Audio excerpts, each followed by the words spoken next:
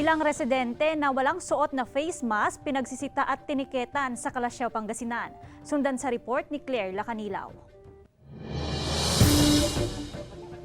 Sinuyod ng mga pulis ang ilang kabahayan at establishmento sa Calasiao, Pangasinan upang tiyakin na sinusunod ng mga residente ang ipinapatupad na health and safety protocols. Pinagsisita ang mga residenteng walang suot na face mask. Lahat po na makita namin na violators, amin po titikitan. At ina-assist din po namin. Pag halimbawa talagang matanda na rin, imbis na tikitan, binibigyan na lang po namin ng face mask at inabisuan na wag nang lumabas ang bahay. Kakatapos lang kasi ng kumain, nag-almusal. Masyadong stricto.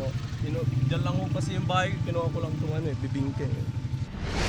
Pinaghuli ng pulisya at Public Order and Safety Office ang ilang kabataan sa Dagupan City na walang suot na face mask at face shield. Sinita rin ang mga lumabag sa curfew hours. Hindi apor at wala raw essential na gagawin sa labas ang mga nahuli. Pinagsasabihan, sumasagot-sagot pa sila sa sa kapulisan natin. So wala po tayong magawa kundi i-implement po natin kung ano po yung nararapat. Claire Lacanilaw, Balitang Amyanan.